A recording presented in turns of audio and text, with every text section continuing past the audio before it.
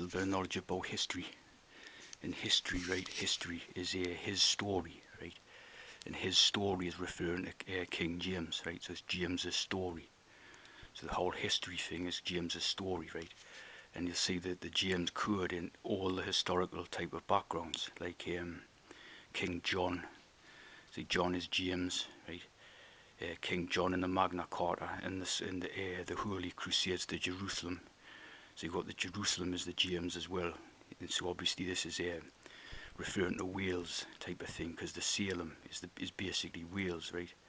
So when the sort of Knights Templar went off to the Holy Land, you're talking about in boats and that, you're talking about a crossing over to Wales basically. You know, so it's crossing the channel over to Wales or whatever in boats, see? So it's like, and then from that you got like the Prince of Wales idea and all this. So it is every sort of historical background, so he's written in is about James, right? Like the Moors, the Moors and the Moor slayings and all this. Again, James, that's referring to James the Moor slayer, right? Spanish Inquisition, when you have the Spanish Inquisition type of idea, right? This is again, it's like a form of brainwashing, right? So it's like when you have a Spanish Inquisition idea, this can be applied to when sort of council officials and all this are asking you questions and all that, right? And straight away your brain sort of goes to this world historical background thing about, oh, well, this is like the Spanish Inquisition, you know, being asked questions and all that. So it's like like a brainwashing thing, right? Whether or not anything like happened like that is very debatable. You know, most likely it's like based on meetings or something, meetings of heads of different districts or whatever, you know, and then they just basically took the little meeting and decided to form a massive event around every little meeting that they had type of thing. See, so they created like there was a massive battle here and all this. Of course, it would have been a meeting of two heads of houses or something, you know, and had a little meeting around the table with a glass of wine, very civilized and all that type of thing, right? And then they just create a sort of battle scenario surrounding it, yeah. So it's all totally fabricated and all that, right? But the whole history thing is a James history, see? His story is James's story, right? The whole thing. And when you have the Christ idea, right?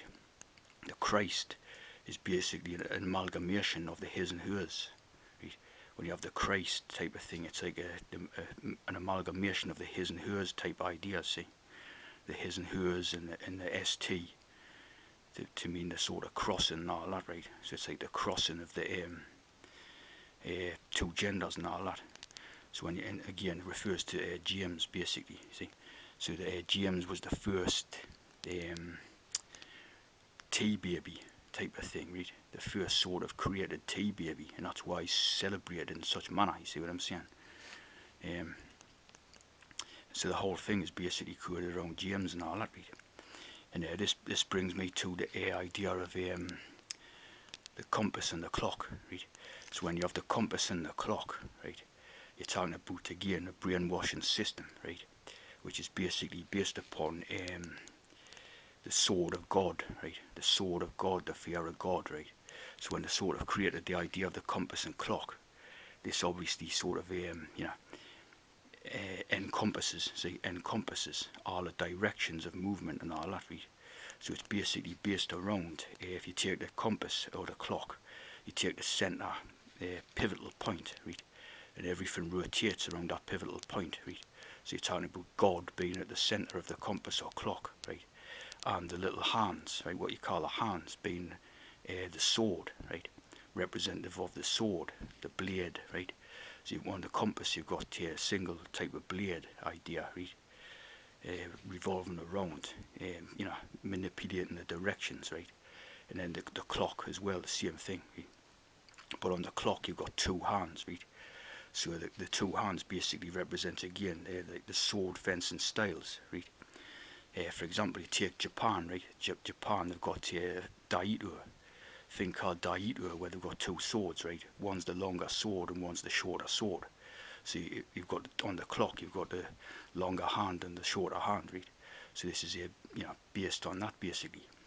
Or again, the Scottish type of sword fencing ideas. You had the long sword and the shorter dagger, right. and the dagger was used for like blocking type of thing, and the longer sword obviously for striking, right? So again, so it's like it's not really too clear which whether this type of Eastern influence on this stuff came first, right, or the type of more European idea, like for example the Scottish, came first, right? But it's these two influences are definitely there type of thing. See what I mean? The Japanese type of idea and the Chinese idea is very similar to the old Scottish like Highland clans idea and all that, right? Where they're using the sort of sword to basically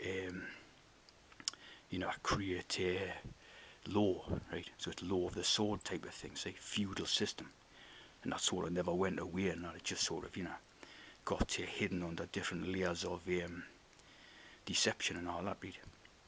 But the sort of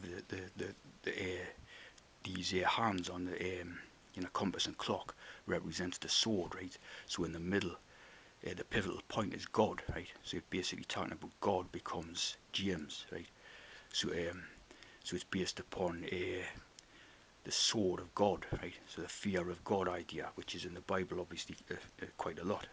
The fear of God, right? So it's like God wields the sword, right? And puts the opponent, so it's like a victim type of thing, see? It's like if someone's threatening you with a sword, right? It's to make the person into a victim, right?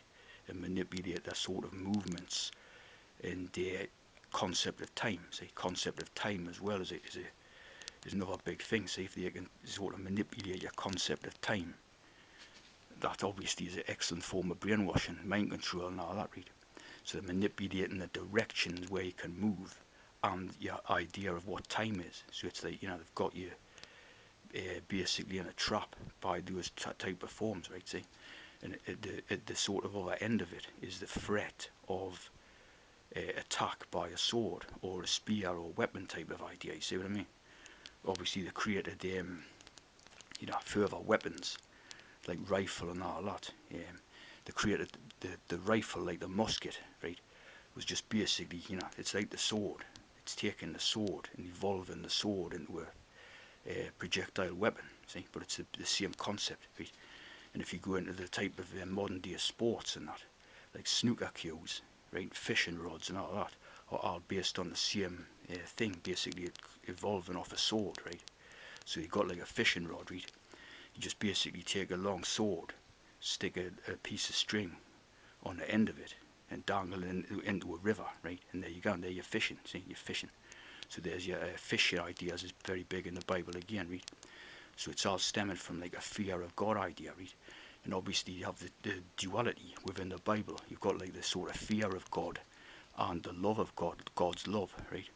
So obviously when you have profanes, right, profanes sort of mix up these two concepts and think that the God in the Bible is the God that loves us and all that type of idea, right? But obviously this, when it talks about God's love, it's talking about for their own teas in their own program. They get the love, right? And the other aspect, the dualistic aspect, is the fear of God, right? So if like you're natural people and all that, you get the fear type of God, the fear of God, seeing the see what I mean?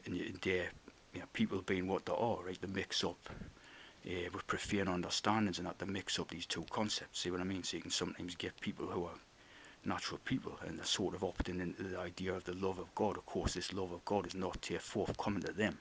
It's only forthcoming to the T's in the program type of thing. See what I mean? So it's like, obviously this is manipulated. This is the way it's intended to be. So it's manipulated by vicars, preachers, and type of representatives of this system and all that, to purposefully confuse people and all that. Right? But that seems to be the way it is, right? Again, this goes back to like the Kali ideas and the Shiva ideas, like the Indian god with the sword and that, right? So it's like the sort of the sword taking different positions around there, like in a clock face, right? Or a compass directions, the sword is always there, see? So it's like putting the person under the threat of the sword all the time in order to sort of, manipulate your very actions and all that, see? You want to sort of step to the left or something, see, there's the sword comes down and blocks your path. You want to sort of cross over to the upper right hand or something, and it's like there's the sword that appears in front of you. See what I mean? So it's always like that fear of the sword idea, right? So who is God? God is the person wielding the sword type of thing, see? And we see from the study in the Bible that it's a eunuch, basically. It's a eunuch with a sword type of idea, right? So that becomes God, the eunuch with the sword. And so that's the way to use that. See what I'm saying?